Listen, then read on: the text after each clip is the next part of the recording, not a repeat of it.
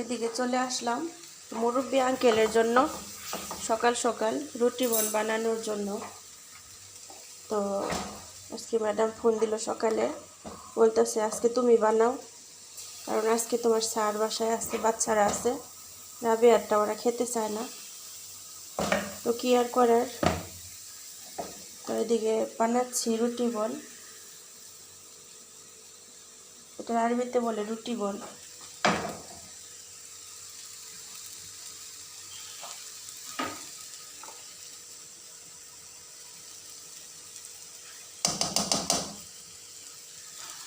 আর এদিকে হচ্ছে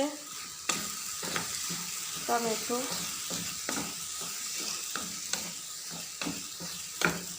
মুরব্বি আন্টি কালকে বলতেছে যে টমেটো চাটনি বানাবা ডিম পুষ করলে। তো এদিকে ডিম পুষ করে নিলাম, এটা হচ্ছে স্যারের জন্য, আর এটা হচ্ছে মুরব্বি আন্টি আঙ্কেলের জন্য। ওনারা এই যে কাঁচা কাঁচাটা পছন্দ করে না, আর স্যার এটা পছন্দ করে মাশাআল্লাহ।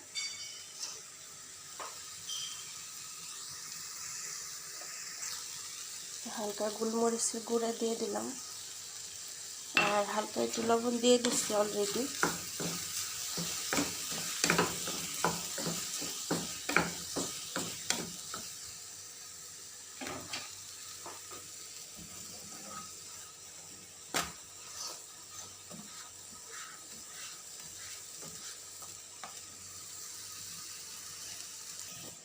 আর এখানে অনেকগুলা বানাইছি, অনেকগুলা একদম হটপট ভর্তি।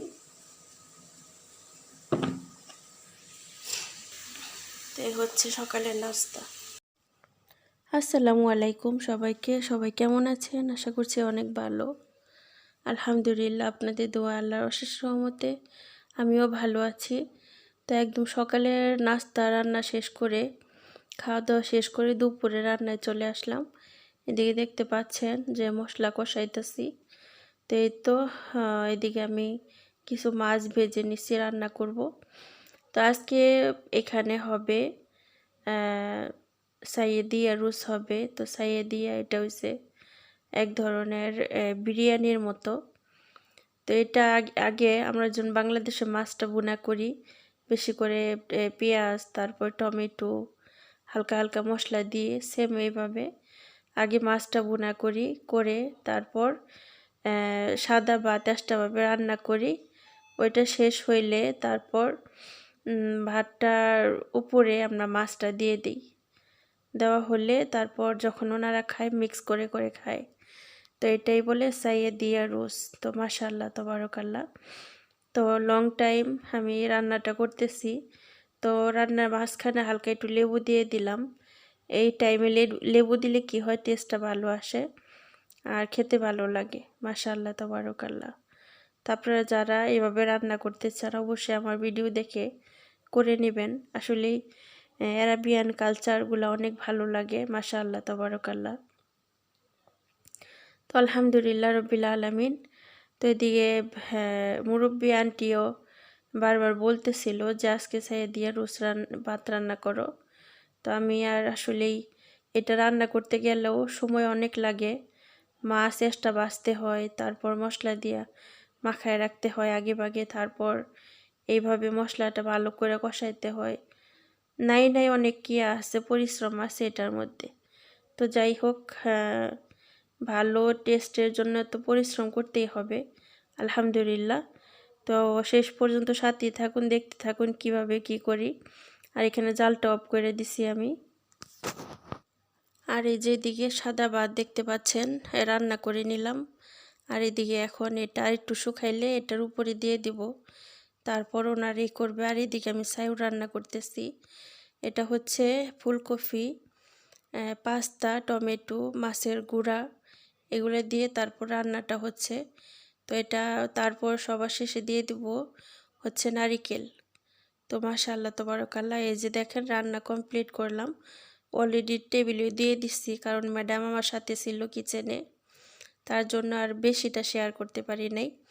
প্রিয় আপুরা, ভাইয়ারা, আন্টিরা, আপনাদের কাছে কেমন লাগলো ভিডিওটা কমেন্ট করে জানাবেন। তো এখন রান্না বান্না শেষ, এখন চলে যাব উপরে। তো আপনাদের সাথে বাহিরের দৃশ্যটাও শেয়ার করব। তো এদিকে চলে আসলাম মাগরিবের নামাজ পড়তে আসলাম শিফার ঘরে। আসার পর হুট করে বাহিরে নজর গেল যে বাহিরে ইচ্ছে করতেছে একটু বাহিরে দাঁড়াই কিংবা একটু বাহিরে তাকিয়ে থাকি। এইভাবে আয়নার সাইড দিয়ে তাকায় থাকতে হয়, বাহিরে যাওয়ার মতো ভাগ্য হয় না।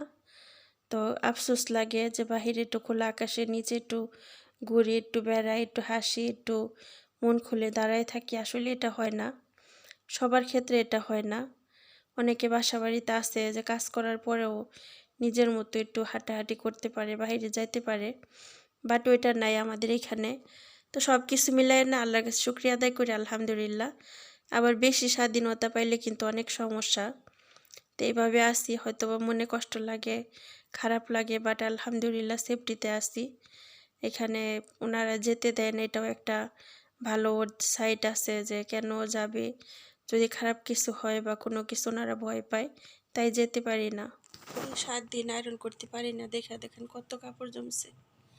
আজকে ম্যাডামের এমন একটা ব্যবহার পাইলাম যেটা আমি কল্পনা করতে পারি নাই। চোখেরে মুখেরে এমন করে কিছু কথা বলল যে আল্লাহ করিম, কিছু বলার নাই। যে কি বলবো, এদের নাই বলি, সব কথা বলে নিজের কাছে ছোট লাগে, খুব কষ্ট লাগে, বাট কিছু করার নেই। পরের বাড়ি পরের ঘর, করতেই হবে, ওনারা করবেই। কয় টাকা, তোমার টাকা ক্লিয়ার করে দেই মাস গেলে। চোখ মুখ কেমন করে বললো, কথাটা আমার খুবই কষ্ট লাগলো। যে মাস গেলে টাকা ক্লিয়ার করে দেয়, আমার কাজ কেন ক্লিয়ার করো না? এদিকে যে এত কাজ এত কিছু, এটা ওনাদের চোখেই পড়ে না। আসলেই কি বলবো, প্রবাসীদের ভাগ্যটা এরকম। হাজার কষ্ট করে, হাজার পরিশ্রম করেও মন পাওয়া যায় না। দুনিয়াটা এরকম স্বার্থ। এত কাজ করে, এত কিছু করে, দেখেন এই বাস্কেটটা একদম ফুল। তারপর এখানে এই যে কাপড় চোপড় এগুলা, আবার এখানে আছে দেখেন, এটা হচ্ছে পলেস্টারের মতো, জর্জেটও না পলেস্টারও না। এটা অনেক সাবধানে আয়রন করতে হয়। আবার এই যে এখানেও আছে, এই লম্বা লম্বা পাঞ্জাবিগুলো আয়রন করতে এক একটাই প্রায় আধা ঘন্টা লাগে। ঠিক আছে, তো এই হয়েছে কাপড় চোপড়। দেখেন আয়রন করি, সাথেই থাকুন। প্রবাসীদের কষ্ট কবে যাবে? প্রবাসীদের মুখে কবে হাসি ফুটবে? প্রবাসীদের বুক ফাটা কান্না কবে শেষ হবে? আসলে এসব কথা সবসময় বলতে বলতে নিজেই বুড় হয়ে গেছি। আসলে প্রবাসীদের পাশে এমন কেউ নাই যে সাপোর্ট করবে, তাদেরকে ভালোবাসবে, তাদেরকে হাসি খুশি রাখবে। একমাত্র আল্লাহ ছাড়া কেউ নাই। সত্যি মাঝে মধ্যে অনেক খারাপ লাগে যে আজকে প্রবাসী হলাম, আজকে লাইফের অর্ধেকটা সময় বাহিরে পার করে দিলাম। কখনো এটা মাথায় চিন্তাও করি নাই যে একটা সময় এই কাজগুলো করতে হবে, এত পরিশ্রম করতে হবে। সারাটা দিন বিশ্বাস করেন এত পরিশ্রম করার পর দিন শেষে সন্ধ্যার সময় যখন ঘরে যাই কিংবা রাতে ঘরে যাই, তখন আর জানটা চলে না। ইচ্ছে করে যে চোখ বন্ধ করে চুপ করে শুয়ে থাকি, আসলে পারি না। অনেক রাত্রে ঘরে যেতে হয়, অনেক রাত্রে ঘুমাইতে হয়, তখন আর জান থাকে না। এত খারাপ লাগে, নিজে অসুস্থ লাগে। যে দেখেন এই সবগুলো আয়রন করলাম, আলহামদুলিল্লাহ। এখানে হয়েছে 2টা 4টা 6টা 8টা কান্দুরা ছিল। এই 8টা দইরা কাপড় আয়রন করলাম। এখন বাকি আছে এগুলো সব, একটাও দড়ি নাই। পুরাপুরি 4টা ঘন্টা লাগলো এটি আয়রন করতে, 4টা ঘন্টা।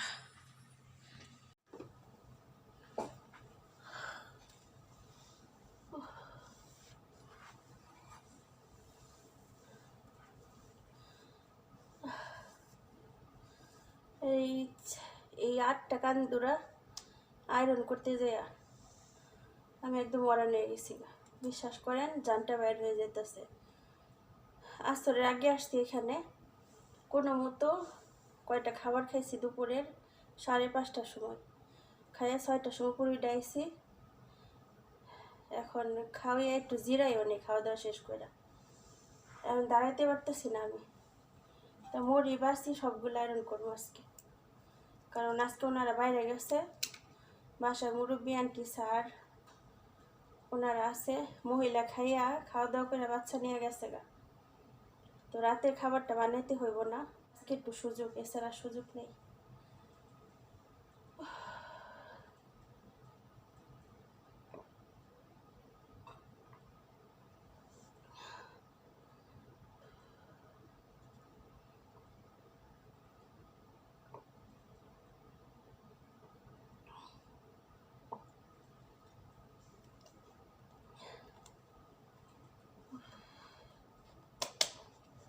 শরীর এত ক্লান্ত লাগতেছে, ইচ্ছা করতেছে না এখান থেকে ওইখানে যাই। এই হচ্ছে আমাদের প্রবাসীদের জীবন, কি আর বলবো। আলহামদুলিল্লাহ রব্বিল আলামিন। আজকে ভাগ্যে ছিল প্রবাসে আসছি। একটা সময় অনেক মনে পড়বে যদি আল্লাহ বাঁচায় রাখে, যে একটা সময় প্রবাসে অনেক পরিশ্রম করছি, অনেক কষ্ট করছি, আজকে এই কষ্ট করে আজকে এই পর্যন্ত আসছি। সুবহানাল্লাহ। একটা সময় মানে অতীত হয়ে থাকবে। তো ইনশাআল্লাহ এই কষ্টটা সারা জীবন থাকবে না। আল্লাহ পাক রাব্বুল আলামিন কাউকে একটানা সুখ দেয় না, একটানা দুঃখ দেয় না। ইনশাআল্লাহ আমাদের কষ্টও শেষ হবে। সবাই আমাদের জন্য দোয়া করবেন। এই দেখেন কি পরিমাণ কাপড় আয়রন করলাম, দেখেন। ঠিক আছে, এই যে